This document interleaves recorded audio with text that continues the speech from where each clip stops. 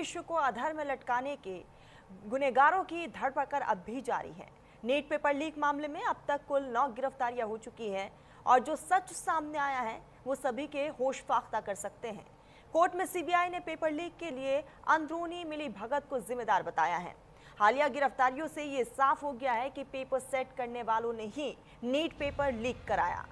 बात चाहे मास्टरमाइंड कुलकर्णी की हो या फिर मनीषा मंडारी की हो, ये वो तमाम लोग हैं जो कि नीट पेपर सेटिंग कमेटी के मेंबर थे। इनको बहुत अच्छे से बारीकी पता थी। वही पेपर लीक पर राहुल गांधी ने इस पूरे मामले को लेकर प्रधानमंत्री नरेंद्र मोदी और केंद्र सरकार पर निशाना साधते हुए शिक्षा मंत्री धर्मेंद्र प्रधान को पद से हटाने की बात कही है और ये जवाबदेही खुद लीजिए, इसका जिक्र भी राहुल गांधी की तरफ से किया गया। और अब इस पर बीजेपी ने राहुल गांधी पर राजनीति करने का आरोप लगाते हुए कहा कि सरकार ने इस पर सीबीआई जांच के आदेश दे दिए हैं। आपको बता दें कि कुल मिलाकर नीट पेपर लीक कांड की परत दर परत हर एक दिन खुल रही है और अब तक कई बड़े और चौंकाने वाले खुलासे भी हुए हैं। लेकिन सबसे बड़ा सवाल यह है कि भविष्य में दोबारा ना हो उसके लिए क्या ठोस कदम सरकार की तरफ से उठाए जा रहे हैं। क्या ये जो गिरफ्तारियां हुई है महज वो उतना ही काफ़ी है, या जो साल भर से कई सालों से जो बच्चे प्रिपरेशन कर रहे थे अब उनकी जो मेहनत पर पानी सरकार ने फेर दिया है उसका क्या। कई तरह के बड़े सवाल भी हैं। सड़कों पर छात्र नजर आ रहे हैं, अपनी मांगों को लेकर डटे हुए हैं। एनटीए का बहिष्कार करने की बात की जा रही है। साफ तौर पर छात्रों का कहना है कि एनटीए को अब बिल्कुल सिरे से खत्म कर देना चाहिए। और आपको बता दें कि फिलहाल इस पूरे मामले को लेकर 9 गिरफ्तारियां हुई है। विकास जिसकी राजस्थान से गिरफ्तारी हुई, मांगीलाल राजस्थान से गिरफ्तार, दिनेश राजस्थान से गिरफ्तार, मनीषा महाराष्ट्र से गिरफ्तार किए गए हैं, धनंजय महाराष्ट्र, कुलकर्णी जो कि मास्टरमाइंड बताया जा रहा है महाराष्ट्र से गिरफ्तारी हुई, यश की हरियाणा से गिरफ्तारी हुई। ये तमाम वो 9 गिरफ्तारियां हुई है। अलग अलग स्टेट से ये गिरफ्तारियां हुई हैं, लेकिन लिंकअप आप समझिए, राजस्थान से लेकर महाराष्ट्र और महाराष्ट्र से लेकर हरियाणा, कई राज्य जो हैं इसकी चपेट में हैं। दूसरी तरफ छात्र जो हैं अभी भी सड़कों पर है। साफ तौर पर कहना है कि अब उनको भविष्य को लेकर खतरा मंडरा रहा है। पेरेंट्स चिंतित हैं। 3 बच्चे जिन्होंने सुसाइड कर लिया। यहाँ पर बड़ा सवाल ये है कि आखिर उनके सुसाइड का जिम्मेदार कौन है। 22 लाख उम्मीदवारों की मेहनत बेकार हो चुकी है। नीट केस पर राहुल गांधी की तरफ से बयान आया। उन्होंने कहा कि शिक्षा मंत्री धर्मेंद्र प्रधान को बर्खास्त कर देनी चाहिए और खुद प्रधानमंत्री नरेंद्र मोदी इसकी जवाबदेही को तय करेंगे। एनटीए को लेकर भी कई तरह के सवाल पूछे गए।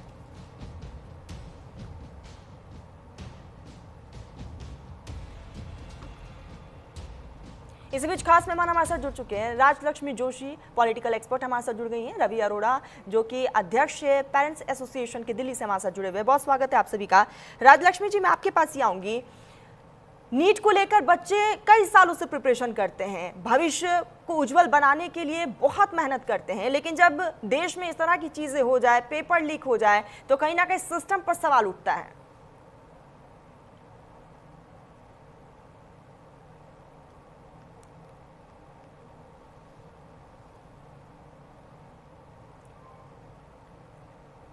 राजलक्ष्मी जी, मेरी आवाज पहुंच रही है? जी नमस्ते जी। नीट पेपर को लेकर फिलहाल 9 गिरफ्तारियां हुई है। बच्चे जो सालों से मेहनत करते हैं अपने भविष्य को उज्जवल बनाने के लिए, पेरेंट्स भी उनके साथ कहीं ना कहीं बहुत स्ट्रगल करते हैं और जब पेपर लीक हो जाता है तो सभी के उम्मीदों पर पानी फिर जाता है। जी बिल्कुल। देखिए, ये बड़ी चिंताजनक विषय है और अभी सबसे बड़ी बात यह है कि सभी इसको एक राजनीति की तरह देख रहे हैं। तो जब तक ये राजनीति का एक कारण बना रहेगा तब तक इसका कोई भी हल नहीं निकलेगा। तो आप इसको एक सामाजिक या आप इसको एक एजुकेशनल एक प्रॉब्लम करके आप अगर इसको देखेंगे तो फिर इसमें कोई ना कोई हल निकलेगा। क्योंकि देखिए, ऐसा नहीं है कि ये केवल अभी आज इसी सरकार में या ये मंत्री के रहते, या ऐसा नहीं है। देखिए, ये कितने वर्षों से ये सब ये चलता आ रहा है। तो प्रत्येक जो अगर राजनीतिक दल अगर अपने अपने जो उनके एक्सपीरियंस है उसके अनुसार वो अगर कोई उनके एक्सपीरियंस के हिसाब से कोई कमेटी बना के अगर उनको कुछ इनपुट्स दे और उसके चलते अगर सिस्टम को सुधारने के प्रयास करे तो फिर चलेगा। नहीं तो फिर ये केवल इन मंत्री को जो है इनको रिजाइन करना पड़ेगा ये कहकर कुछ भी नहीं होने वाला है। वो आप आज एक मंत्री को निकाल देंगे, कल दूसरे मंत्री आएंगे, ये ऐसे ही चलते जाने वाला है। देखिए ऐसे मैं आपको उदाहरण बता सकती हूँ कि जैसे राजस्थान में अभी मैं कांग्रेस की बात इसलिए कर रही हूँ, ये कोई राजनीति के हिसाब से नहीं बोल रही। देखिए प्रियंका गांधी जी ने मंच पे कहा था कि गहलोत जी ने कितना प्रयास किया ये जो है कॉपिंग या पेपर लीक को सुधारने के लिए, लेकिन उनसे कुछ हो नहीं पाया। तो अभी आज वही कांग्रेस पार्टी प्रश्न पूछ रही है भाजपा से, तभी भाजपा ने प्रश्न पूछे थे कांग्रेस से, और तभी अभी देखिए ये एक दूसरे से ऐसे प्रश्न पूछने से अच्छा है कि आप जो भी है इनपुट्स दे दो, एजुकेशनलिस्ट जो है उनसे इनपुट्स लो और सिस्टम को सुधारने का प्रयास करो। ये नहीं कि आप केवल इसको एक राजनीतिक मुद्दा लेके एक ब्राउनी पॉइंट्स आप ले लो और फिर अगले इलेक्शन के लिए आप इसका इस्तेमाल करो, इसमें कुछ भी सेंस नहीं है। तो ये बहुत ही चिंताजनक है। और ये भी है कि आप जो है स्टूडेंट्स को भ्रमित मत करो कि ये जो है ये पेपर का सिस्टम ही ठीक नहीं है, या इसको ऑनलाइन नहीं होना चाहिए, या कंप्यूटर बेस्ड नहीं होना चाहिए। जब पहले आप जो ऑफलाइन पेपर्स होते थे तभी भी तो पेपर लीक्स होते थे। तो जब तक ये सिस्टम इसको आप सुधारेंगे नहीं तब तक आपको जो है इसका हल नहीं मिलेगा। और इसका हल ये इसमें नहीं है कि एक कोई मंत्री को आपको रिजाइन करना पड़े। तो मुझे लगता है कि ये जो है बड़ी गंभीरता से इसको लेना चाहिए, न कि उसकी राजनीति बनानी चाहिए, जो अनफॉर्चुनेटली आज राजनीति बन रही है, इसलिए इसकी कोई भी सोल्यूशन नहीं निकल रही है। तरन्नुम जी ठीक है, रवि जी मैं आपके पास ही आऊंगी, क्योंकि इस पूरे मामले को लेकर राजनीति हो रही है, इसीलिए सॉल्यूशन नहीं निकल पा रहा है। भविष्य में ऐसा ना हो, इसको लेकर क्या ठोस कदम उठाए जा सकते हैं?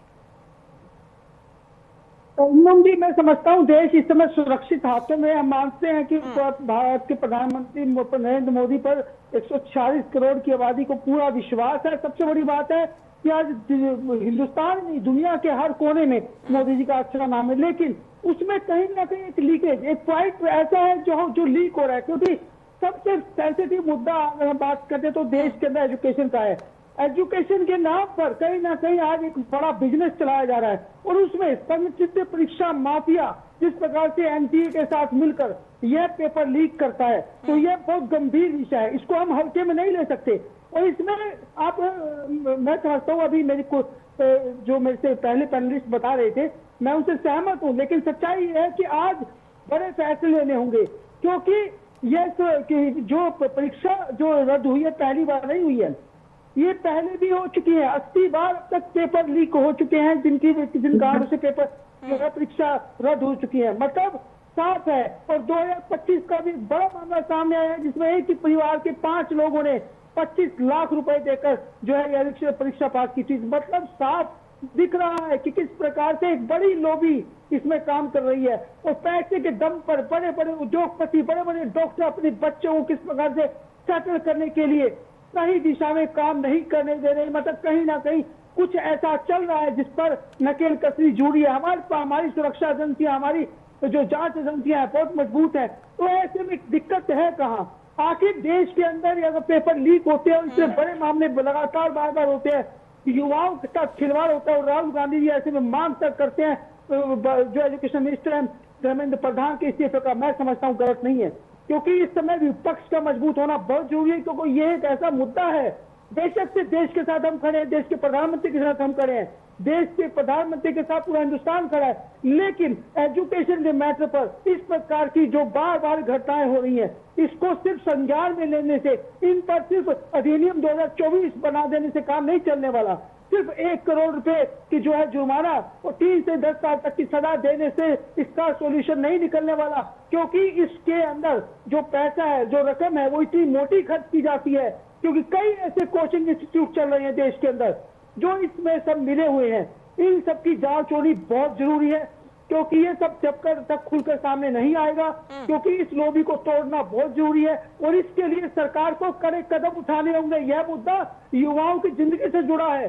कितने बच्चे सुसाइड कर रहे हैं, पेरेंट्स, उनके बच्चों का मनोबल टूट रहा है। बात समझिए, कितनी बार दंड करने के बाद भी नंबर नहीं आता बच्चों को, उसके बाद जब नंबर आने की संभावनाएं होती है तब रद्द हो जाते हैं। तो मतलब कहीं ना कहीं युवाओं के साथ खिलवाड़ हो है। बिल्कुल साफ तौर पर युवाओं के भविष्य के साथ खिलवाड़ है। बने रहिएगा। विपुल जी, मैं आपके पास ही आऊंगी। बहुत स्वागत है आपका, क्योंकि बच्चों के भविष्य के साथ ये बहुत बड़ा खिलवाड़ हो रहा है। बहुत कमी और खामी जो है वो साफ तौर पर देखने को मिल रही है। नीट पेपर सेटिंग कमेटी के जो मेंबर्स हैं उन्होंने ही पेपर को लीक किया है।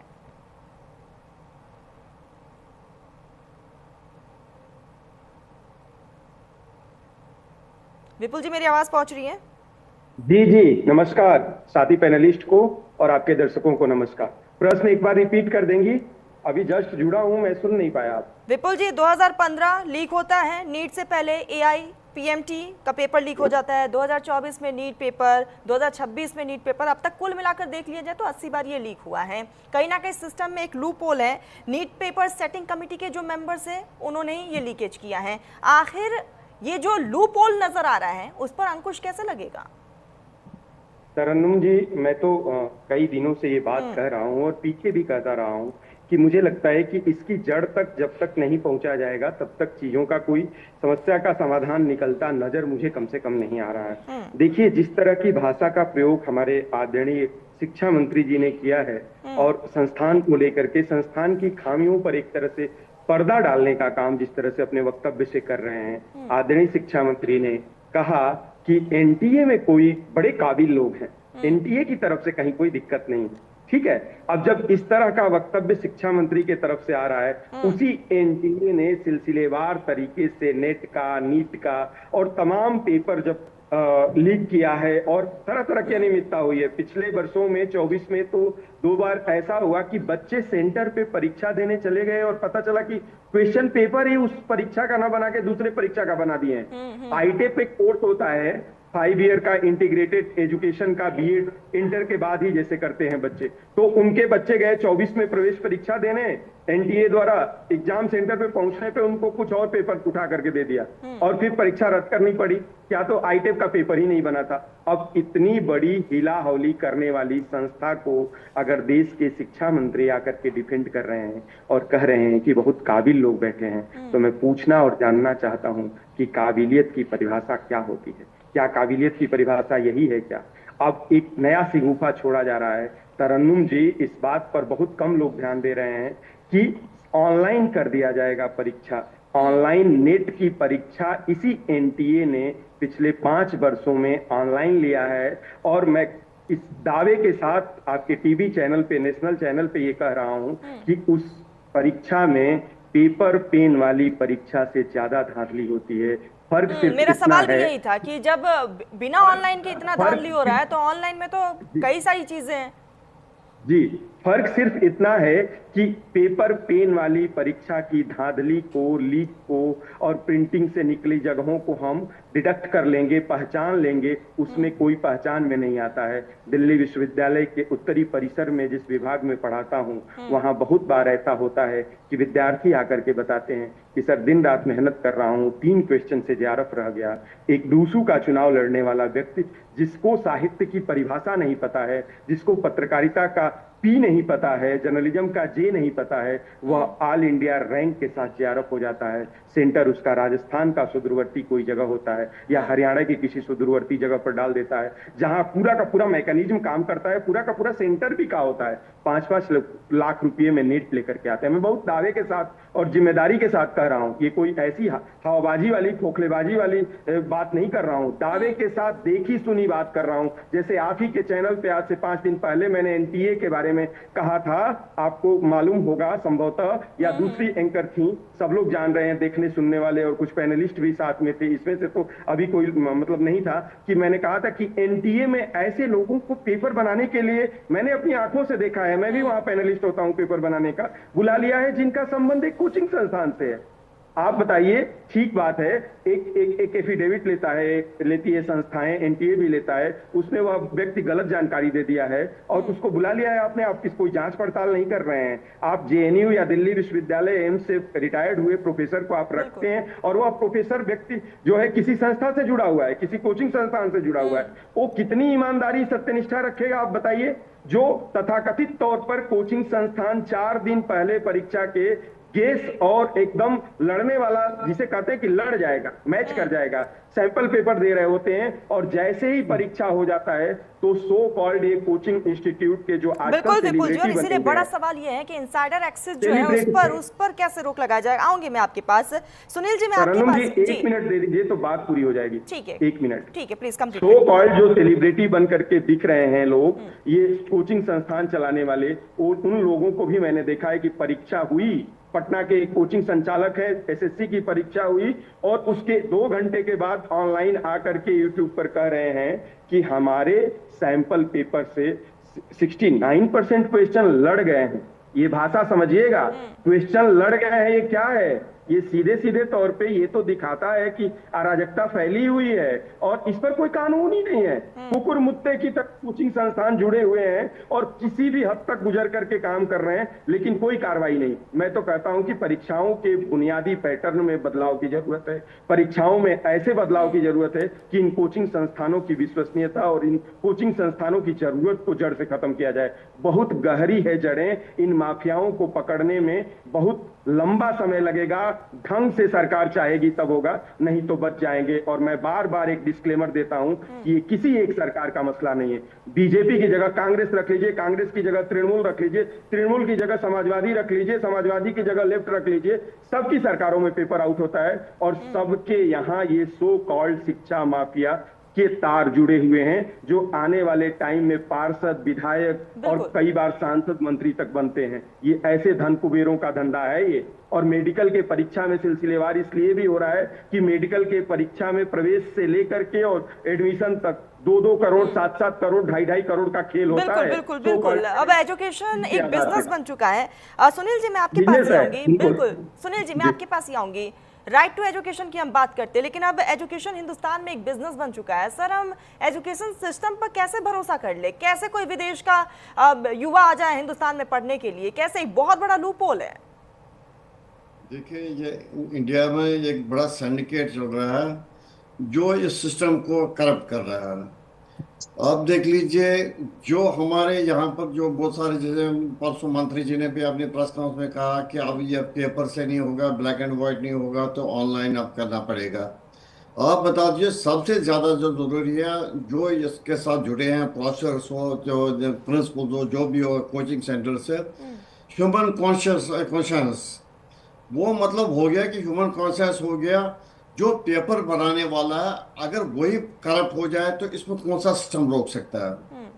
अब जो ये भी है, अगर ऐसे ही लोग ऑनलाइन में भी आ जाएंगे, नेचुरल है, क्योंकि वो कंप्यूटर में जो पेपर सेट करेंगे, वो क्या वो बाहर वो लीक नहीं कर सकते हैं। इसमें चाहे पुलिस आए, जज आए, कोई भी कोर्ट आ जाए, फर्क नहीं पड़ेगा। जब तक जो के पीछे लोग हैं, जो प्रोफेसर है, जो पेपर सेट करते हैं, जो नीट के पैनल पे वगैरह पे, जब तक उनकी जो अपनी जो इंसानियत है, जो उनकी जो कॉन्साइंस में कहूँगा कि जो हिंदी वर्ड प्रॉपर नहीं पता इसका, क्योंकि जब तक उनका ये चेंज नहीं हो जाएगा माइंडसेट, ये बुरी चीज़ है, तब तक इस पर रोकथाम होगा ही नहीं। आप देख लीजिए, ये जो आज तक जो लोग पकड़े गए, जैसे 25 में भी कुछ लोग पकड़े गए, 24 में भी पकड़े गए, एक का बता दीजिए जिसको 20 साल की सज़ा हो गई, किसी एक का देख लीजिए अगर उसकी 10 साल की सज़ा हुई। क्योंकि क्या होता है, सिस्टम ऐसा, ये इतना पैसे बनाते हैं कि अगर इनका, जैसे कोर्ट ने इनको दे दिया 15 दिन की जमानत, या दे दी जुडिशल, दे दी कस्टडी, या उसके बाद जेल भी भेजा गया, कि इनके पास पैसा इतना अच्छा सा वकील करते हैं, 15 दिन के बाद फिर बेल पे आ जाते हैं बाहर। सिस्टम ऐसा ही चलता आ रहा है। जब तक इसमें स्ट्रिक्ट ये नहीं हो, लॉज ना हो, क्योंकि अगर कोई पकड़ा गया, जैसे आज ये 2 प्रोफेसर थे, it is equal to murder जो इन्होंने कर दिया। 22 लाख बच्चों का भविष्य इन्होंने बिगाड़ दिया। इवन 4 बच्चों ने यह कर दिया, या सुसाइड, एक ने दिल्ली में किया, एक ने यूपी में किया, एक ने मध्य प्रदेश में किया, और एक छात्र ने गोवा से किया। बिल्कुल। ये जो 4 मर्डर या जो बच्चों ने यहाँ अपनी जान दे दी, ये इनके ऊपर डाल दो कि जो इन्होंने गलती, इन्होंने पैसों के लिए डेलिबरेटली नहीं किया, लेकिन इनकी वजह से हो गया, ये 4 जानें खो गई। और आप देख लीजिए, जब ये एग्जाम दोबारा से होगा, उसके बाद ये 4 ही नहीं, मेरे को लग रहा है 4 गुना 5 गुना बढ़ जाएगा सुसाइड केस। क्यों? जिन बच्चों को आज एग्जाम जिन्होंने दिया, जिनको लग रहा है कि अपनी जगह मेरा 100% ठीक हो गया, पैसे दे के नहीं, जो उन्होंने मेहनत से किया हो। क्यों उनको जब लगेगा कि हो सकता है दूसरे एग्जाम में उनका पेपर ठीक नहीं हो जाएगा, कि वो अपने भविष्य का भी सोचे कि हमने पिछली बार ठीक किया था, हमें कौन सी सजा मिली। ये चीजें जो है जब तक इसमें यह लॉज इम्प्लीमेंट पूरी तरह होंगे, कोर्ट का भी रोल है कि कोर्ट क्यों किस बेस पे बिल्कुल बिल्कुल। और सुनील जी, देखने वाली बात यही होगी कि इस पूरे मामले को लेकर आगे किस तरीके से कार्रवाई को अंजाम दिया जाता है। बने रहिएगा आप सभी। छात्रों के भविष्य को अधर में लटकाने के गुनहगारों की धरपकड़ अभी भी लगातार जारी है। अलग अलग जगहों पर लगातार जांच पड़ताल की जा रही है, दबिश दी जा रही है। नीट पेपर लीक मामले में अब तक 9 गिरफ्तारियां हो चुकी है और जो सच सामने आया है वो सभी के होश को उड़ाकर रख देगा। कोर्ट में सीबीआई ने पेपर लीक के लिए अंदरूनी मिलीभगत को जिम्मेदार करार दिया है। हालिया गिरफ्तारियों से यह साफ हो गया है कि पेपर सेट करने वालों ने ही नीट के पेपर को लीक किया और अब इस पूरे मामले को लेकर खूब राजनीति भी हो रही है। क्या मामला है, राहुल गांधी की तरफ से क्या किया बोला गया है, बीजेपी ने क्या कटाक्ष किया है, सब कुछ आपको सुनवाएंगे एक रिपोर्ट में।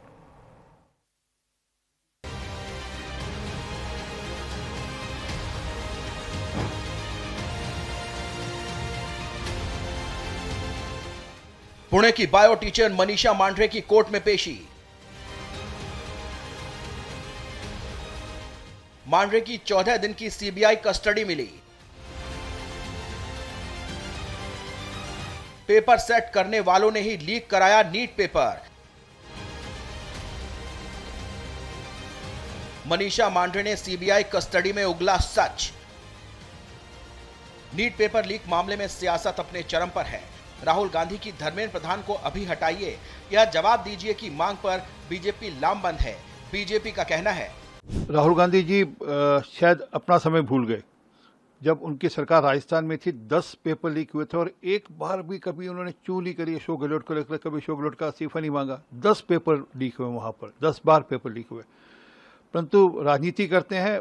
सरकार ने ऑलरेडी सीबीआई जांच बढ़ा दी। ऑलरेडी जो लोग दोषी थे उनकी गिरफ्तारी होनी शुरू हो गई है और सरकार आगे ये ना हो उसके लिए चिंता कर रही है। पहले तो कह रहे थे कार्रवाई हो राहुल गांधी, और जब सरकार ने कार्रवाई करनी प्रारंभ की तो यही राहुल गांधी बोलने लगे कि क्यों कैंसिल हुआ, क्यों परीक्षाएं कैंसिल हुई। इसलिए इनकी बातों को कोई गंभीरता से नहीं लेता। लेकिन केंद्र की सरकार लगातार सक्रिय है।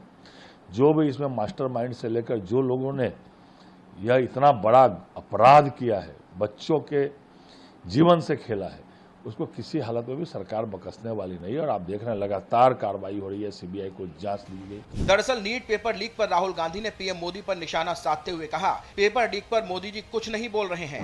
धर्मेंद्र प्रधान को अभी हटाइए या जवाब दीजिए। नीट में 2 साल 22 लाख स्टूडेंट्स ने काम किया, दिन रात काम किया, उनकी मेहनत बर्बाद हो गई है। पूरा देश जानता है कि एग्जाम से 2 दिन पहले व्हाट्सएप पे नीट का पेपर बांटा जा रहा था, डिस्ट्रीब्यूट किया जा रहा था। धर्मेंद्र प्रधान जी हिंदुस्तान के एजुकेशन मिनिस्टर कहते हैं कि मेरा कुछ लेना देना नहीं। कमेटी ने रिकमेंडेशन किया था, उसको उन्होंने डस्टबिन में फेंका, कहा कि ऑपोजिशन के लोग कमेटी में बैठे हैं, इसका कोई मतलब नहीं है, कोई जरूरत नहीं है। सच्चाई है कि आपने हिंदुस्तान का जो कोर है, जो सेंटर है, उसको डैमेज किया है। ये एक नेक्सस है। आरएसएस, बीजेपी और जो हमारे यूनिवर्सिटीज में इनके लोग बैठाए गए हैं, वाइस चांसलर्स बैठाए गए हैं, प्रोफेसर्स बैठाए गए हैं, इनके बीच में पैसे बनाने का नेक्सस है और इस नेक्सस ने हिंदुस्तान के एजुकेशन सिस्टम को खत्म कर दिया है। पूरा देश जानता है कि अगर आप वाइस चांसलर बनना चाहते हैं, आपको सब्जेक्ट नॉलेज की कोई जरूरत नहीं, आपको एक्सपीरियंस की कोई जरूरत नहीं। अगर आप आरएसएस के हैं तो आप वाइस चांसलर बन सकते हैं। अगर आपकी विचारधारा आरएसएस की नहीं है, आप वाइस चांसलर नहीं बन सकते हैं। यही है कारण कि इस देश में 80 बार पेपर लीक हुआ है और 2 करोड़ युवाओं का भविष्य बर्बाद हुआ है। प्रधानमंत्री को इमीडिएट ऑर्डर देना चाहिए कि धर्मेंद्र प्रधान जी को इस्तीफा दें, उनको सैक किया जाए और जो गिल्टी लोग हैं उनको पकड़ के जेल में डाला जाए। फिलहाल नीट केस में दिल्ली से बायोलॉजी टीचर मनीषा मांढरे की गिरफ्तारी के बाद राउज एवेन्यू कोर्ट ने मनीषा की 14 दिन की कस्टडी सीबीआई को सौंप दी है। मनीषा को सीबीआई जज के सामने पेश करने के लिए राउज एवेन्यू कोर्ट लेकर सीबीआई पहुंची थी। कौन है मनीषा मांढरे? पूरा नाम मनीषा गुरुनाथ मांढरे। निवासी पुणे महाराष्ट्र, पेशा senior botany teacher, paper setting committee की मेंबर थी। दरअसल एनटीए की पेपर सेटिंग कमेटी की मेंबर मनीषा मांढरे ने हाथ से लिखा नीट पेपर जला दिया था। कोर्ट में सीबीआई ने पेपर लीक के लिए अंदरूनी मिलीभगत को जिम्मेदार बताया और मनीषा ने ही पुणे के केमिस्ट्री प्रोफेसर पीवी कुलकर्णी को पेपर लीक का मास्टरमाइंड बताया था। अब तक पेपर लीक मामले में 9 गिरफ्तारियां हो चुकी हैं। मनीषा मांढरे ने सीबीआई कस्टडी में सच उगला तो नीट पेपर लीक मामले की परतें उधड़ने लगी हैं। Bureau report, news India. खास मेहमान लगातार हमारे साथ बने हुए। रवि जी, मैं आपके पास ही आऊंगी। नीट के पेपर में इन्हीं में से कोई बच्चा ऐसा होता? पूरा करने का। रवि जी, मेरी आवाज पहुंच रही है? जी बिल्कुल पहुंचिए। रवि जी, नीट के एग्जाम में इन्हीं में से कोई बच्चा टॉप करता, किसी अच्छे हॉस्पिटल में डॉक्टर होता और ये शायद आपका या हमारा इलाज कर रहा था, लेकिन ऐसा पेपर लीक हो जाता है, पूरा सिस्टम सर हिल जाता है। जी बिल्कुल, मैं समझता हूँ तरन्नुम जी कि चाहे पीवी कुलकर्णी हो, चाहे मनीषा मांढरे हो, ये सब सिर्फ एक मोहरे हैं और कहीं ना कहीं इनको भी संरक्षण मिलता है। ऐसे माफिया का, ऐसे कोचिंग सेंटर से मोटी फंडिंग की जाती है और खासकर जितने कोचिंग सेंटर इन पर नकेल कसने की बहुत ज्यादा जरूरत है, क्योंकि बहुत सारे यही सेंटर ये तय करते हैं कि किस प्रकार से ये जो नकल का खेल है इसको खेला जाए। और खासकर बता दूं, क्योंकि सभी जानते हैं कि जो नीट की परीक्षा है इसके अंदर बहुत मोटी रकम हर आदमी, हर पेरेंट खर्च करने को तैयार रहता है और ऐसे में भविष्य के साथ खिलवाड़ करता है, क्योंकि जो युवा बड़ी मेहनत करके आगे बढ़ रहे हैं, जो पूरे साल परीक्षा की तैयारी करते हैं, 2 साल 3 साल 4 साल लगातार तैयारी करते हैं और पेपर अटेम्प्ट करते हैं और उसके बाद वो डॉक्टर बनते हैं, तो मैं समझता हूँ उनके जीवन के साथ खिलवाड़ है। क्योंकि ऐसे पेपर लीक होने पर फायदा उन लोगों को मिल रहा है जो इसके लायक नहीं होते। और इसके लिए सबसे बड़ा जो जिम्मेवारी बनती है, मैं समझता हूँ सरकार की भी बनती है और उन लोगों की भी बनती है जो कहते हैं कि एनटीए, जिसकी हम बार बार बात करें कि उसके ऊपर इस प्रकार से शिक्षा मंत्री ने कहा कि एनटीए में बिल्कुल साफ है, लेकिन बिना एनटीए के क्या ये सब संभव है? बिना अंदरूनी मिलीभगत के क्या ये संभव है? जितनी बार भी पेपर रद्द हुए, 80 बार पेपर रद्द हो चुके हैं और करीब 2 करोड़ बच्चों का भविष्य है ऐसे में जो है अगर में लटका, तो कहीं ना कहीं एक चैलेंज है ये सरकार के सामने। और ये कोई, देखिए, ऐसा बड़ा चैलेंज भी नहीं है कि सरकार से निपट नहीं सकती। कानूनों में प्रावधान लाने की जरूरत है, शिक्षा प्रणाली को इजी करने की जरूरत है और सबसे बड़ी बात, जो इसके अंदर जिस प्रकार से पैसा कमाने के लिए, जिस प्रकार से लोग डॉक्टर बनने के लिए एक उधेड़-बुन, एक ऐसा माहौल देश में बन चुका है जिसके लिए करोड़ों रुपए लोग खर्च करने को तैयार हो जाते हैं और सही लोगों को वहां पर नहीं पहुंचने दिया जाता। इसके पीछे जितना भी एक ताना बाना बना हुआ है उसको तोड़ने की जरूरत है, क्योंकि ये एक ऐसा ताना बाना है जब तक इसको नहीं खोला जाएगा तब तक आम आदमी में जो एक प्रथा चलती आ रही है वो दूर नहीं होगी। दूसरी बात, युवाओं के साथ, भविष्य के साथ जो खिलवाड़ किया जा रहा है, इसको रोकने के लिए सरकार को अब अहम कदम उठाने ही होंगे। सिर्फ सीबीआई जांच से कुछ नहीं होने वाला, सिर्फ इनको सजा देने से कुछ नहीं। सिर्फ पीवी कुलकर्णी या मनीषा जैसे लोग ही इसमें शामिल नहीं है। ऑलरेडी कितने सालों से ये सब चलता आ रहा है, कितने दशकों से ऐसा चलता आ रहा है, पिछली सरकारों में भी रहा, अब भी चल रहा है। लेकिन एक देश में मजबूत सरकार है, उम्मीद करता है देश कि मोदी सरकार इसमें कोई ना कोई बड़ा कदम उठाएगी और आने वाले टाइम में इन युवाओं को सही दिशा मिलेगी, सही रास्ता मिलेगा। खासकर ऐसी घटना दोबारा भविष्य में ना हो और बच्चों के भविष्य के साथ खिलवाड़ ना हो, इसके लिए सरकार को कड़े कदम उठाने होंगे। ठीक है राजलक्ष्मी जी, मैं आपके पास ही आऊंगी क्योंकि अब इस पर राजनीति खूब हो रही है। विपक्ष की तरफ से बार बार कहा जा रहा है कि शिक्षा माफिया, और ये भी कहना है कि कहीं ना कहीं राजनीतिक संरक्षण जो है इन माफियाओं को मिला हुआ है। क्या आपको भी ऐसा लगता है? आपकी आवाज नहीं आ रही है जी। जी देखिए तरन्नुम जी, ऐसा है कि हो सकता है कि उनको संरक्षण हो, लेकिन जैसे मैंने आपको पहले भी कहा था कि ये सभी सरकारों में हुआ है, ऐसा नहीं है कि कांग्रेस की सरकारों में नहीं हुआ है। तो उस वक्त भी मतलब हम ऐसा ही समझे कि उनको भी संरक्षण था कांग्रेस का। तो इसीलिए मैं आपको कह रही थी कि ये जो सिस्टम है इसको सुधारने की बहुत आवश्यकता है। जैसे वो एनटीए है, उसका जो है उसका आप कैसे उसको उसमें कौन कौन होगा, इसका जो सिलेक्शन है ये बहुत ही नाजुकी से देखना पड़ेगा। उसके बाद अभी जो पेपर लीक करते हैं, जैसे अगर पेपर सेटर ही पेपर लीकर है तो फिर उनको उनके मतलब स्ट्रिक्ट एक्शन लेना ये भी आवश्यक है। देखिए पहले भी ऐसा हुआ है कि उनको बेल कैसे मिल जाती है ये मेरे समझ में नहीं आता। तो बेल मिलना ये सब जो है उनको ये और भी स्ट्रिक्ट होना चाहिए, जैसे हमारे कानून को भी और स्ट्रिक्ट बनाना पड़ेगा इस विषय में कि उनको कोई भी छूट नहीं मिले। और ये केवल अभी नीट एग्जाम की बात नहीं है, अगर आप देखिए कि रिक्रूटमेंट एग्जाम्स हो या कोई भी एग्जाम्स हो, अगर उसमें ऐसा होता है तो फिर एग्जामिनेशन का कोई सेंस ही नहीं बनता। और सबसे पहली बात मैं ये कहूंगी कि ये जो कोचिंग सेंटर्स है ये जैसे फैक्ट्री बने हुए हैं, और उसमें क्या हो रहा है कि वो कोचिंग सेंटर्स भी इसी में लगे पड़े रहते हैं कि हमारे जो छात्र हैं उनको ज्यादा से ज्यादा अंक मिले, तो वो कुछ भी करके, जैसे ये पेपर लीक करा के हो या कुछ भी करके हो, ये पेपर उनके अंक बढ़ाने के पीछे रहते हैं, क्वालिटी के पीछे कोई भी नहीं है। और छात्रों का भी ऐसा होता है कि वो अंक मिलाने के पीछे लगे रहते हैं, और उनको ये साइकोलॉजिकल, आप सोचिए कि उसकी उसी वजह से जो है उनके ऊपर इतना प्रेशर बनता है, सुइसाइड्स होते हैं, वो कोई भी क्वालिटी ऑफ एजुकेशन के पीछे है ही नहीं।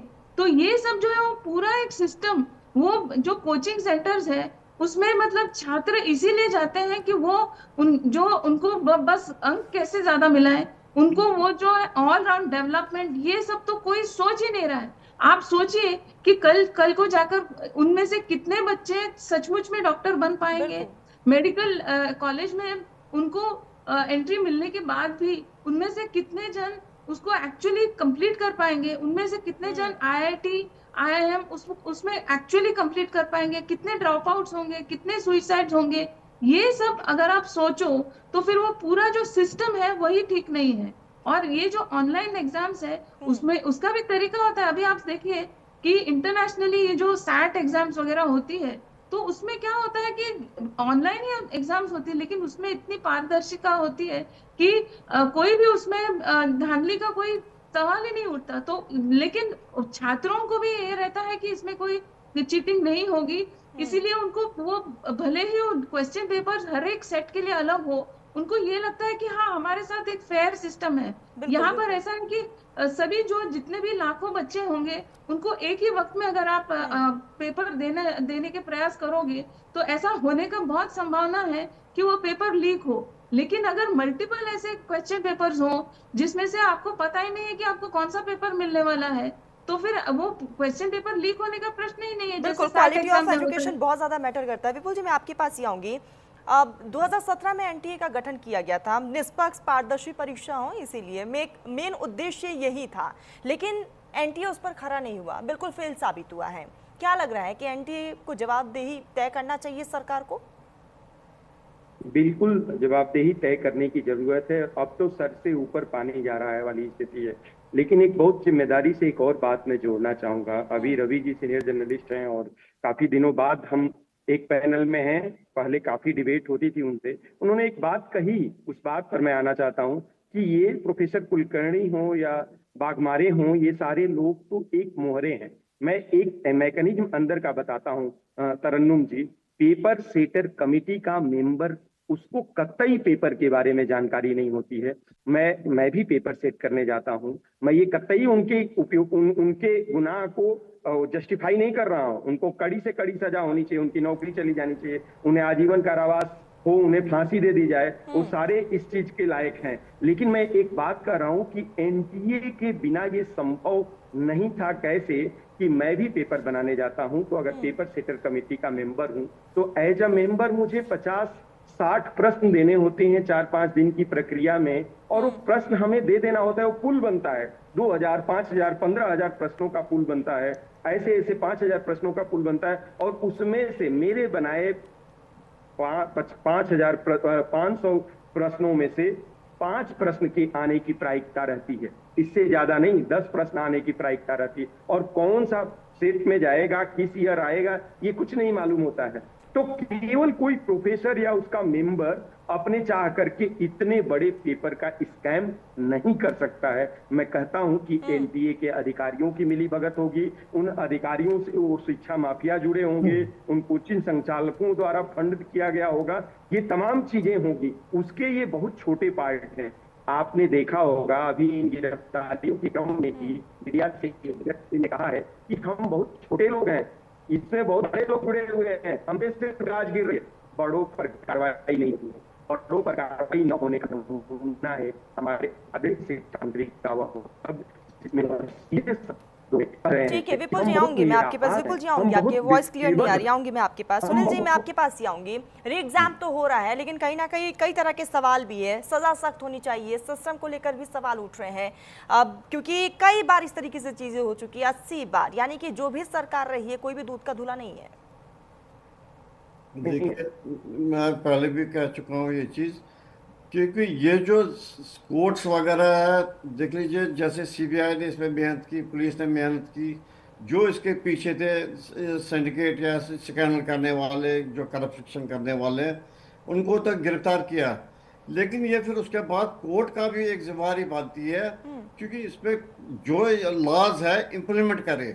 जैसे 2024 में एक लॉ बनाया गया इसके लिए, जो अनप्रैक्टिस एग्जाम वगैरह का एक्ट है 24 का, उसमें प्रावधान किया गया है कि 1 करोड़ रुपया का जुर्माना और 5 से 7 साल तक सजा।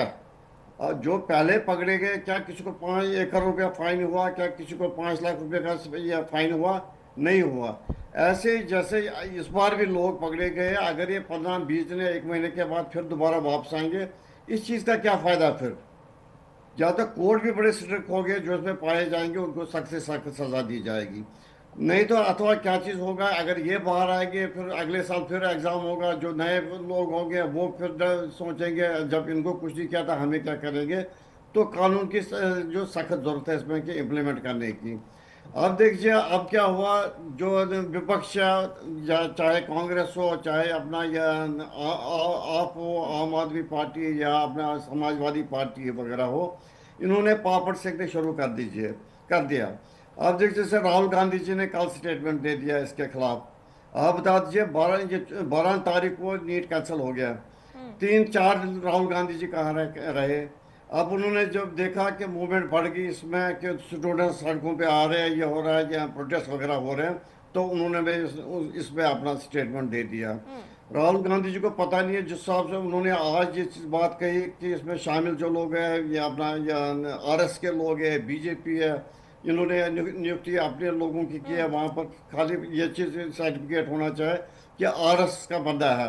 आप बता दीजिए, ऐसा नहीं है कि आरएस से हो सकता है किसी के एप्लीकेशन में कोई गलत चीज़ दी है, लेकिन अगर वो योग्य हो, बाकी से हो, तो कोई चीज़ दी इसमें। सुनील जी, आपको नहीं लगता है कि प्रधानमंत्री नरेंद्र मोदी परीक्षा पे चर्चा करते खुलकर आना चाहिए पीएम मोदी को? देख लीजिए, अगर शिक्षा मंत्री पर एक्शन लेना चाहिए, एनटी पे एक्शन लेना चाहिए। आप देखिए, प्रधानमंत्री देश के 140 करोड़ लोगों के प्रधानमंत्री हैं। देश में अभी ये तो मसला है, लेकिन ये एजुकेशन मिनिस्ट्री का है, एजुकेशन मिनिस्ट्री तक है। नैतिकता के तौर पे उसको रिजाइन भी करना चाहिए था, या जो नेशनल टेस्टिंग एजेंसी है उसका जो चेयरमैन है उसको भी देना चाहिए। प्रधानमंत्री के बाकी काम है, इस टाइम जो हमारे ऊपर तलवार लटकी हुई है, जो वेस्ट एशिया में वार चल रहा है, जो हार्मुज कनाल की वजह से हमें पेट्रोल के प्राइसेस बढ़ रहे हैं, बाकी चीज़ें होगी, इन्फ्लेशन बढ़ेगी, प्राइसेस बढ़ रहे हैं, प्रधानमंत्री को वो काम है। अब राहुल गांधी जी का 4 दिन के बाद उन्होंने ये स्टेटमेंट दिया, उसका मतलब नहीं कि वो उसने स्टेटमेंट दिया प्रधानमंत्री के सामने आएगा। अब देख लीजिए, जो राहुल गांधी को पता होना चाहिए, 2006 में all India post graduate medical entrance exam, उस टाइम बीजेपी नहीं थी, कांग्रेस की सरकार थी, पेपर लीक हो गया, एग्जाम कैंसिल नहीं किया गया। 2007 में all India engineering exam AIEE, जो बड़ा ही है, जिसमें 40-50 लाख बच्चे इंजीनियरिंग का एग्जाम देते थे, वो भी लीक हो गया, पेपर कैंसिल नहीं हुआ। फिर all India institute of medical science AIIMS का जो एग्जाम हुआ, एंट्रेंस एग्जाम हुआ MBBS के लिए, वो भी लीक हो गया।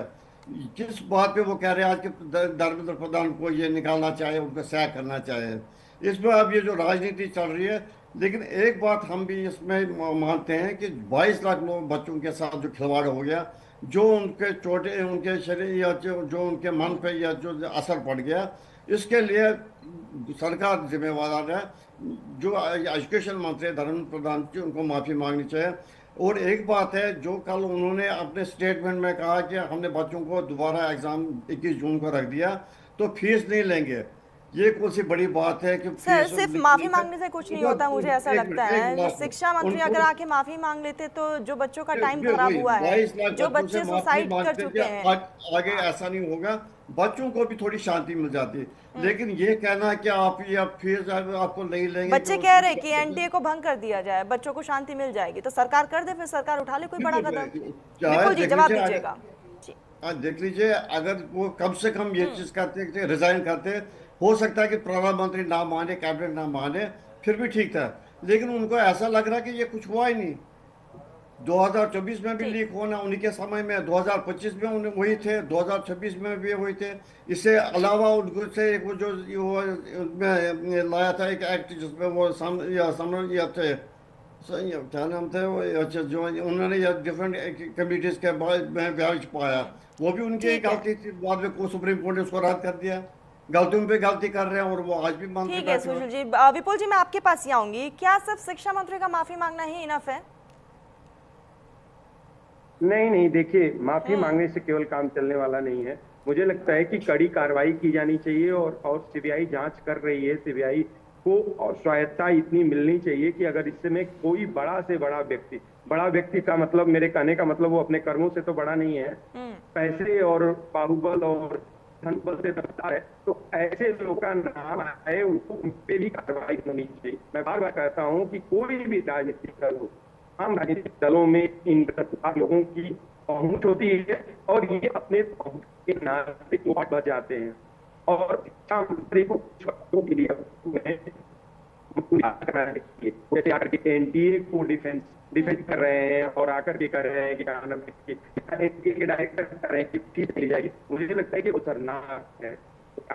के लिए माफी मांगनी चाहिए, उन्हें बेबस नजर नहीं आना चाहिए। मैं समझता हूँ कि सरकार मजबूत है, तक नहीं पहुंचे, बल्कि विपुल जी आपकी आवाज बिल्कुल क्लियर नहीं आ रही है, ऑडियो ग्लिचेस काफी ज्यादा है, इसको ठीक करवाते हैं। आऊंगी मैं आपके पास। रवि जी, मैं आपके पास से आऊंगी क्योंकि आप पेरेंट्स एसोसिएशन के अध्यक्ष हैं। आप पेरेंट्स की क्या मांगे सर?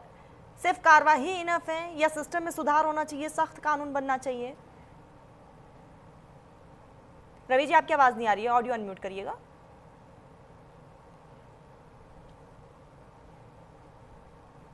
तरन्नुम जी, बड़े ही विश्वास के साथ और बड़े ही तथ्यों के साथ मैं आपको बता दूं कि हिंदुस्तान के अंदर एजुकेशन सेक्टर में एक बड़ी लॉबी काम करती है और खासकर एजुकेशन सेक्टर में पैसा इसका जो फ्लो है वो इन लोगों ने इतना बना रखा है कि उसमें बड़े से बड़े नेता, कई नेताओं की कई शिक्षण संस्थान देश में चल रहे हैं। और मैं समझता हूँ इन संस्थानों में सिर्फ एजुकेशन नहीं, सिर्फ और सिर्फ पैसा कमाने का काम चल रहा है। मतलब आज एक बिजनेस बना कर खड़ा कर दिया गया हिंदुस्तान के अंदर एजुकेशन को। और ऐसे में नीट जैसी परीक्षा जिससे निकल कर बच्चे देश को, मैं समझता हूँ, एक स्वस्थ देश देने की कोशिश करेंगे। और ऐसे में जब पेपर लीक होते हैं तो सोचिए उनका कितना मनोबल टूटता होगा। पूरा परिवार की सारी जिंदगी भर की कमाई जब बच्चों पर माँ बाप लगा देते हैं और एजुकेशन मिनिस्टर कहते हैं कि हम फीस नहीं लेंगे, तो बड़ी शर्म करने देने वाली बात है। मैं समझता हूँ जवाबदेही इस समय भारत के प्रधानमंत्री माननीय श्री नरेंद्र मोदी जी की बनती है, क्योंकि सिर्फ धर्मेंद्र प्रधान को सिर्फ माफी मांगने से या उनके शर्मसार हो जाने से काम नहीं चलने वाला।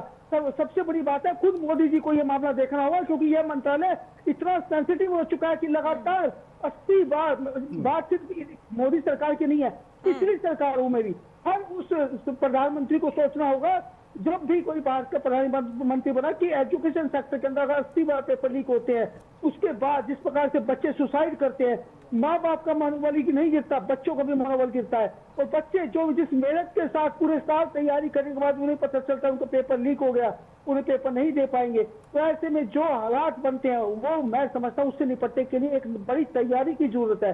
क्योंकि नीट परीक्षा सभी जानते हैं कि जब डॉक्टर बनते हैं, इंजीनियर बनने जब बच्चा निकलता है तो माँ बाप करोड़ों रुपए खर्च करने को तैयार हो जाते हैं। तो ऐसे में कहीं ना कहीं पूरे सिस्टम को चेंज करने की जरूरत है और इस पर पूरी तरह से नकेल कसने की जरूरत है। दूसरा, एनटीए में जो इनके बिठाया जाता है पेपर सेट करने का सिस्टम, उसके अंदर भी पूरी तरह से निगरानी रखने की जरूरत है। उन लोगों को रखने से पहले पूरी तरह से जांच प्रक्रिया होनी चाहिए कि वो, और खासकर ऐसे सख्त कानून बनाए जाने की एसोसिएशन मांग करती है कि इनके ऊपर कड़ी से कड़ी कार्रवाई होनी चाहिए, ताकि भविष्य में ऐसा करने से पहले, पेपर लीक करने से पहले कोई भी लोग सोचे, चाहे वो सरकार के अंदर हो, चाहे वो एनटीए में हो, चाहे वो किसी भी विभाग में बैठे हो, लेकिन उनकी रूह कहाँ पे कि ऐसा करने से हमें यह सजा मिलने वाली है। और मैं समझता हूँ उनका पूरा तरह से सामाजिक बहिष्कार कर देना चाहिए ऐसे लोगों का, क्योंकि वो पूरे भविष्य के साथ खेल रहे हैं, युवाओं के भविष्य के साथ खेल रहे हैं। तो मैं समझता हूँ सरकार को कड़े कदम उठाने होंगे,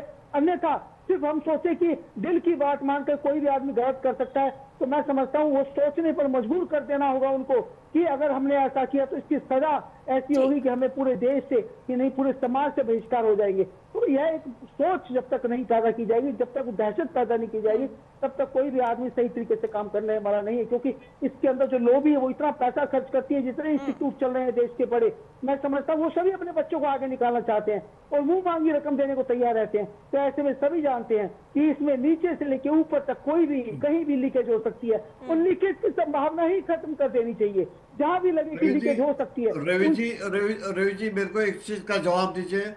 आप प्रधानमंत्री को जिम्मेवार ठहरा रहे हैं, मंत्री को जिम्मेवार ठहरा रहे हैं, क्या बच्चों के जो पेरेंट्स हैं उनको आप ठहराएंगे नहीं जिम्मेवार? जो बच्चों के पेरेंट्स कोचिंग सेंटर में 8-8, 10-10 लाख रुपए दे रहे हैं, जो पेपर 25-25 लाख रुपए के खरीद रहे हैं। बिल्कुल सही कह रहे हैं सर आप, मैं मानता हूँ उनकी भी बराबर गलती है। आप देख लीजिए राजस्थान, एक मिनट रवि जी, राजस्थान के एक परिवार ने 5 बच्चे एक ही परिवार में जो पिछले साल जिनको एडमिशन मिला, उसके लिए कौन जिम्मेवार है? उनके पेरेंट्स जिम्मेवार नहीं है जिन्होंने 25-30 लाख या कितना भी हो सकता है उससे भी ज्यादा दिया होगा। इक्वली पेरेंट्स को भी इस चीज का ख्याल रखना चाहिए कि निगरानी भी रखनी चाहिए कि अगर वो इतना पैसा खर्च नहीं उसके बच्चे से। बिल्कुल मैं आपकी बात का जवाब देना चाहूंगा। देखिए 20 लाख, 25 लाख, 50 लाख कौन देगा? वही देगा जिसके बच्चे जो खुद डॉक्टर है, वही देगा जो किसी कोई बड़े बिजनेसमैन है, लेकिन एक गरीब आदमी नहीं दे सकता। यही तो सवाल है, यही तो इसमें पूरा क्वेश्चन मार्क लगता है कि पैसा खर्च करने वाले भी बड़े बड़े उद्योगपति है देश के, जो अपने बच्चों को स्टैंड करना चाहते हैं, लेकिन मरता गरीब है। आज सुसाइड कौन कर रहा है? वो लोग कर रहे हैं जिन्होंने अपने जीवन भर की कमाई लगा दी, जिनके माँ बाप ने एक सपना देखा था कि हमारे बच्चे डॉक्टर बनेंगे, इंजीनियर बनेंगे, लेकिन ऐन वक्त पर पेपर लीक हो जाता है। तो बात समझिए, सवाल उनके लिए खड़ा करना जरूरी है। पेरेंट्स की मैं मानता हूँ कि ये इसमें कुछ पेरेंट्स हैं जो पैसा खर्च करते हैं, लेकिन सबसे बड़ी बात है वो पेरेंट्स और बड़े बड़े उद्योगपति हैं, इसमें भी वो वही लोग काम कर रही है, क्योंकि इस लोभी को तोड़ना बहुत जरूरी है। राजलक्ष्मी जी, मैं आपके पास ही आऊंगी, क्योंकि 80 बार ये पेपर लीक हुआ है और अब तक सिस्टम को बहुत ज्यादा मजबूत हो जाना चाहिए, लेकिन मुझे लगता है कि सिस्टम और कमजोर हो चुका है। तरन्नुम जी, मैं एक आपको उदाहरण बताऊंगी। 1991 में उत्तर प्रदेश में ये जो कल्याण सिंह जी की जो सरकार थी, उसमें राजनाथ सिंह शिक्षा मंत्री थे। उन्होंने एक एंटी कॉपिंग लॉ बनाया था, जिसके चलते ऐसा था कि जो भी मतलब ये मास कॉपिंग के विरुद्ध था ये जो लॉ है, और उसमें ऐसा था कि जो बहुत ही स्ट्रिक्ट है उसमें प्रावधान थे, और उन्होंने ऐसा कहा था कि जो इसमें दोषी पाया जाएगा उसको 1 करोड़ तक की फाइन थी, और उतना ही नहीं, उनको 5 साल की कम से कम सजा होगी। ये सब मतलब बहुत स्ट्रिक्ट कानून था। और उसके बाद ऐसा हुआ कि अगले वर्ष जो है 14% बच्चे केवल पास हो पाए, और उसका जो है इतना बड़ा मास उनको प्रोटेस्ट हुआ उनके विरुद्ध कि लोगों ने ही प्रोटेस्ट किया, और उसके बाद वो आसानी से जो है समाजवादी पार्टी सत्ता में आई, और उन्होंने सबसे पहला जो काम किया, उन्होंने इस लॉ को हटा दिया। तो आप सोचिए कि ये ऐसा है कि जो जब सरकार प्रयास करती है कि ऐसा कुछ हो, तब उसके विरुद्ध सबसे पहले स्टूडेंट्स और पेरेंट्स उसके विरुद्ध खड़े हो जाते हैं। और अभी 2024 में भी हमारे केंद्रीय सरकार ने ऐसा ही एक लॉ इंट्रोड्यूस करने का जो है प्रयास किया है। तो मुझे आशा है कि ऐसा कुछ हो, जो स्ट्रिक्ट अगर कुछ ऐसा कानून हो जिसके चलते बच्चों को भी एनकरेजमेंट नहीं हो, उनके पेरेंट्स को भी, उनको भी, जैसे मैंने आपको पहले भी बोला कि क्वालिटी ऑफ एजुकेशन इस पे होना चाहिए, न कि ये कि कितने अंक मिलते हैं। और हर किसी को अगर इंजीनियर और डॉक्टर ही बनना है तो फिर बाकी के पेशों का क्या हो जाएगा? आप सोचिए कि बच्चों को भी काउंसलिंग करना चाहिए कि आप केवल डॉक्टर बनेंगे तो ही आप सफल नहीं बनोगे, आप केवल इंजीनियर बनोगे तो ही आप सफल नहीं हो। ऐसे बहुत सारे अलग कोर्सेस हैं। तो जो है बच्चों को और पेरेंट्स को भी इस विषय में काउंसलिंग करना पड़ेगा, और ये जो स्ट्रिक्ट कानून है इसका पालन सभी ने करना चाहिए।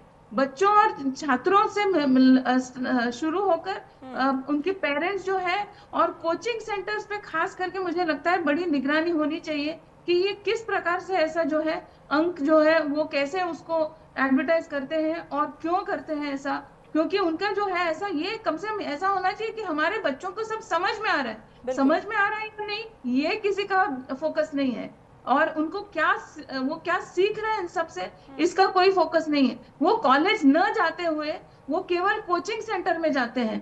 आजकल ये बड़ा ही दुखद एक है परिस्थिति जहां पर कॉलेजों की जो है अहमियत कम हो गई है, कोचिंग सेंटर्स की अहमियत बढ़ गई है।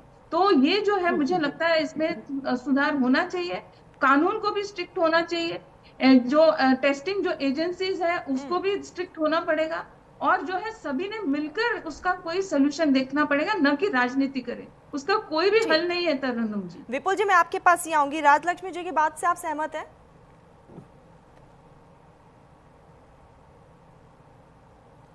विपुल जी, मेरी आवाज पहुंच रही है? चलिए, मैं फिर से जुड़ने की हम कोशिश करेंगे। सुनील जी, मैं आपके पास ही आऊँगी क्योंकि ये सिंडिकेट जो है बहुत लंबा है, इसकी जड़ें बहुत गहरी हैं। आप समझिए कि राजस्थान, महाराष्ट्र, पुणे, ना जाने कहाँ कहाँ तक अलग अलग स्टेट्स इसमें शामिल है। आपको नहीं लगता कि राज्य और केंद्र में जो तालमेल होना चाहिए उसकी भी कहीं ना कहीं कमी रही है? स्टेट और राज्य में इसमें कोई ये दोनों के जिम्मेवारी नहीं है, क्योंकि ये जो एग्ज़ाम है सेंट्रलाइज्ड एग्ज़ाम है। ये सेंट्रल गवर्नमेंट की जिम्मेवारी मिनिस्टर ऑफ एजुकेशन के अंडर जो है ये नेशनल टेस्टिंग एजेंसी है उसका काम है। ये जो पेपर लीक हो गया, ये जैसे महाराष्ट्र से लीक हो गया, जिससे सारे हिंदुस्तान में टच किया, जैसे यहाँ तक कि जम्मू कश्मीर भी ये पेपर पहुँच गया कि इसलिए स्टेट में इसका रोल कोई नहीं है। लेकिन एक चीज़ है जो इसमें जो जिम्मेवार है वो तो अब पाए गए कि ये सारा इंटरनल सिस्टम ही है, कि जो पेपर बनाने वाला ही ऐसा हो तो फिर ये बाकियों का क्या दोष है, क्योंकि इंटरनल ये चीज़ है। ये पहली बार नहीं हुआ, ये जो एक बड़ा सिंडिकेट है, सिंडिकेट हो गया, इसमें डॉक्टर बहुत सारे शामिल है, जो ये अपना छोटे छोटे नर्सिंग होम्स है या छोटे हॉस्पिटल्स है उनके जो मालिक है वो इसमें शामिल है, कोचिंग सेंटर्स जो मालिक है वो इसमें इन्वॉल्व है, और जो नीट और नेट में जो भी लोग हैं वो भी इसमें शामिल है।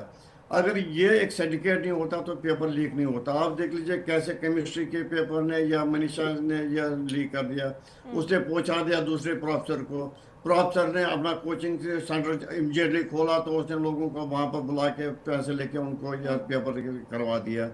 बड़ा सिंडिकेट चल रहा है। आप देख लीजिए कोई भी अगर आप देखेंगे, अगर कोई हॉस्पिटल में कोई डॉक्टर जो मालिक है उसका जितना भी परिवार है सब डॉक्टर बन जाते हैं, या जो कोई डॉक्टर है उसके बगैर भी जो डॉक्टर है उसके भी जो बच्चे सारे सारे डॉक्टर्स ही बन जाते हैं। ये पहले से सिंडिकेट चला आया, ये आज बीजेपी सरकार की बात नहीं है, ये कांग्रेस की सरकार जब थी तब से भी ये चलता आ रहा है कि बेसिक चीजें जैसे आज भी बिल्कुल ये जो चलता आ रहा है इसी पर ही अंकुश लगाना है। आऊंगी मैं आपके पास। विपुल जी, मैं आपके पास ही आऊंगी। वक्त की भी कमी है, वक्त की भी कमी है। विपुल जी, मैं आऊंगी आपके पास ही आऊंगी। बीइंग अ प्रोफेसर आपके पास भी कई स्टूडेंट्स आ रहे होंगे, आप लोग की भी मेहनत खराब हो गई है। 10 रुपए का डायपर लीक नहीं होता लेकिन पेपर लीक हो जाता है। सरकार से क्या उम्मीद है? Am I audible? जी जी जी, निश्चित तौर पर आपने प्रश्न पूछा था, वो क्वेश्चन तो मैंने सुना था पिछला भी। राजलक्ष्मी जी जो कह रही हैं वो बहुत हद तक बिल्कुल सही बात है। सिस्टम में सुधार की जरूरत है। मुझे लगता है कि सारे राजनीतिक दलों को एक दृढ़ इच्छा शक्ति के साथ ऐसे सिस्टम को बदलने के लिए साथ भी आने की जरूरत पड़ेगी। संसद से पिछले दिनों 2024 में जो कानून पारित हुआ जिसमें 1 करोड़ तक जुर्माना और 10 वर्ष तक की सजा, वैसे ही कुछ कानून भी लेकर के आना होगा और इसको ग्राउंड पर उतारना होगा कि आने वाले समय में इस तरह की घटनाएं न हो। इसके लिए मुझे लगता है कि कई मर्तबा इसको मैं जब जो शुरुआत में ही डिबेट की जिसको मैंने कहा कि शिक्षा के बुनियादी सवालों में भी सुधार करने की जरूरत है, परीक्षाओं के पैटर्न में सुधार करने की जरूरत है, इन सारी चीजों पर पुनर्विचार करना चाहिए। और एनटीए जैसी संस्था में इतनी बड़ी क्योंकि लगातार हो रहा है, एक संस्था ने इतना पेपर लिखा है तो क्या उस संस्था की उपयोगिता पर बिल्कुल बिल्कुल पुनर्विचार कुल नहीं मिलाकर करना चाहिए। सरकार को सख्त कदम उठाना चाहिए। वक्त की बेहद कमी है। विपुल जी, सुनील जी, रवि जी, राजलक्ष्मी जी, आप चारों ने अपना बहुत कीमती वक्त न्यूज इंडिया को दिया, बहुत शुक्रिया आपका। तो पेपर लीक को लेकर जिस तरीके से ये पूरा मामला सामने आया है, सीबीआई ने अब लगातार परत दर परत सीबीआई की तरफ से खोली जा रही है, 9 गिरफ्तारियां हुई है और ये इंटर स्टेट कनेक्टेड है। राजस्थान, महाराष्ट्र, हरियाणा, जम्मू कश्मीर, अलग अलग जगहों पर इसकी जड़ें फैली हुई हैं और अब इस पूरे मामले को लेकर जांच पड़ताल का सिलसिला जारी है और ऐसे में पेरेंट्स भी अब सरकार से उम्मीद लगा के बैठे हैं कि आने वाले समय में सख्ती से कानून को बनाया जाएगा और उसका पालन भी जमीनी स्तर पर की जाएगी। इसी बीच